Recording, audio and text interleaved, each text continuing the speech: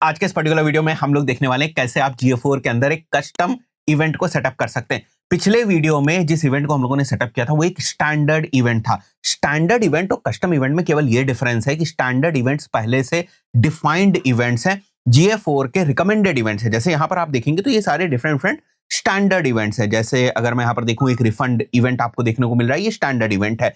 Purchase standard event है। इसी तरीके से ट्यूटोरियल बिगिन एक स्टैंडर्ड इवेंट है। तो अलग अलग टाइप की वेबसाइट्स के लिए, अलग अलग नेचर ऑफ वेबसाइट्स के लिए GA4 ने पहले से ही कुछ स्टैंडर्ड इवेंट्स जो बनाकर रखे हुए हैं और आपकी most of the tracking standard event से हो जाएगी। जैसे ई कॉमर्स के इवेंट्स के पॉइंट ऑफ व्यू से अगर मैं बात करूं तो view item, add to cart, begin checkout और परचेज, ये चार मेन इवेंट्स होते हैं जो कि स्टैंडर्ड इवेंट टाइप्स हैं। और इन्हीं इवेंट्स को बेसिकली किसी भी ई कॉमर्स वेबसाइट के पॉइंट ऑफ व्यू से आप GA4 के अंदर ट्रैक करने की कोशिश करते हैं। बट कस्टम इवेंट के बारे में भी पता होना जरूरी है और उसको भी कॉन्फ़िगर करना आना चाहिए। तो आज की इस वीडियो में हम लोग देखेंगे कैसे आप एक कस्टम इवेंट को सेटअप कर सकते हैं GA4 के अंदर, और साथ ही साथ कस्टम इवेंट के साथ कैसे एक कस्टम पैरामीटर को आप सेंड कर सकते हैं। तो सिनेरियो कुछ इस टाइप का है। ये हमारी वेबसाइट है और इस वेबसाइट के ऊपर हम लोगों ने ऑलरेडी GA4 जो है वो लगा के रखा हुआ है, और GA4 को हम लोगों ने गूगल टैग मैनेजर की मदद से लगाया था। और अगर आप यहां पर देखेंगे तो GA4 का बेस कोड हम लोगों ने यहां पर लगाया था, गूगल टैग जिसको बोलते हैं, और उसको हम लोगों ने हमारी वेबसाइट के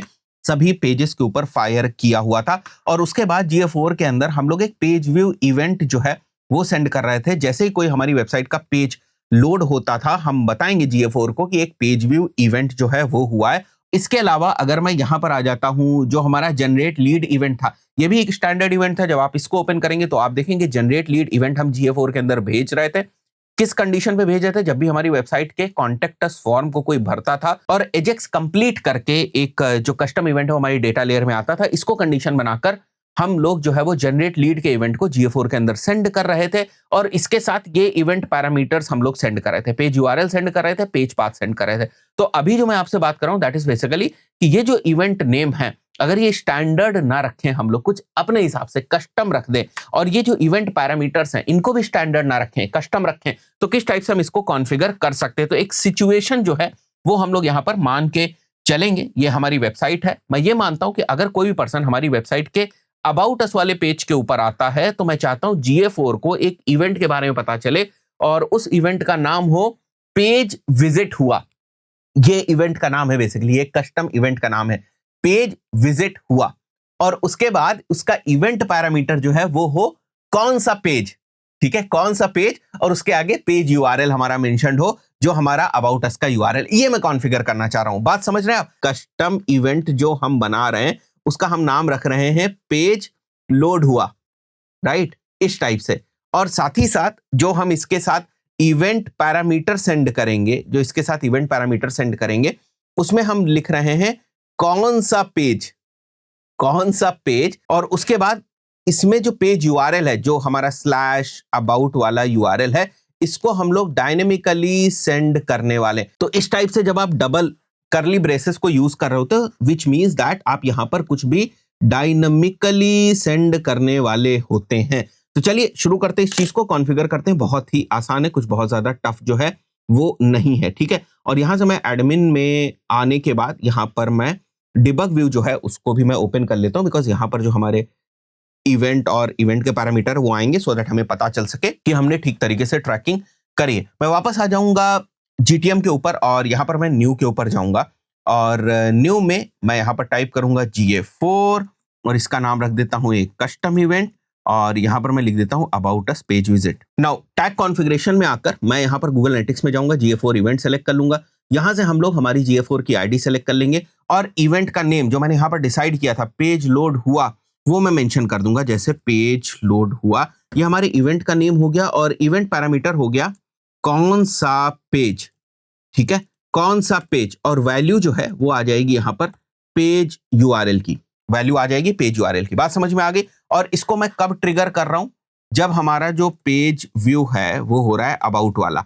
ट्रिगर कॉन्फ़िगरेशन में जाएंगे, यहां पर हम लोग पेज व्यू वाली कंडीशन को सेलेक्ट कर लेंगे और some page view where page URL contains, और यहां से हम लोग कंडीशन से उठा लेंगे क्या होना चाहिए पेज URL में, अबाउट जो है वो होना चाहिए। मैंने इसको मेंशन कर दिया, सेव कर दिया, हमारा जो टैग है वो सेटअप हो गया।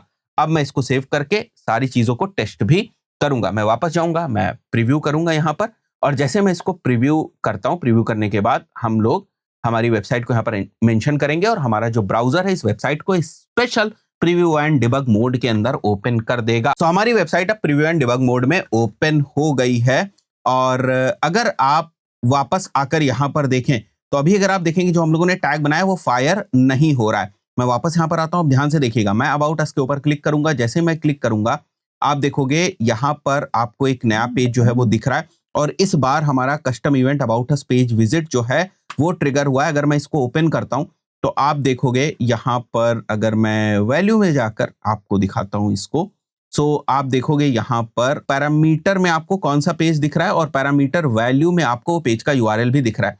तो अब मैं अगर यहाँ पर डिबग व्यू में आता हूं और डिबग व्यू में आने के बाद हम लोग यहाँ पर वापस चाहें तो आप वापस भी इसको एक बार ट्रिगर जो है वो कर सकते हैं। मैं वापस इसको रिफ्रेश करता हूँ, ट्रिगर करने के पॉइंट ऑफ व्यू से एक बार और जो है वो ये ट्रिगर हो जाएगा। जैसे यहाँ पर देख रहे हैं एक बार और ट्रिगर होगा और मैं वापस यहाँ GA4 में भी आकर देखता हूँ कि इस बार हमारे प्रीव्यू एंड डिबग व्यू में हमें कुछ देखने को मिल रहा है या नहीं। मैंने इससे पहले भी बताया कि कभी कभी थोड़ा सा टाइम आपको प्रीव्यू एंड डिबग व्यू में देखने को मिल जाता है, बट अभी आपको यहाँ पर जो है वो इवेंट आता हुआ दिख जाएगा और जो कि हमारा बेसिकली कस्टम इवेंट होगा। अब यहाँ तो आपने कॉन्फ़िगरेशन बिल्कुल ठीक ठाक कर रखी है, तो ये जरूर आपको मेक श्योर करना है कि यहाँ GA4 के अंदर भी आपको इवेंट जो है वो दिखाई दे। तो अभी अगर आप देखेंगे तो 3-4-5 सेकंड वेट करने के बाद आप देख सकते हैं एक इवेंट मेरे को यहाँ पर दिख रहा है, which is basically page load हुआ और यहाँ पर आप देखिए एक पैरामीटर भी मेरे को देखने को मिल रहा है जो मैंने सेंड किया था। तो इस टाइप से आप अपने कस्टम इवेंट्स और कस्टम पैरामीटर्स भी सेंड कर सकते हैं अगर उनकी जरूरत है। आशा करता हूँ वीडियो आपको वैल्यूएबल लगा होगा। इस पर्टिकुलर वीडियो में इतना ही, मिलते हैं नेक्स्ट वीडियो में। Till then good bye.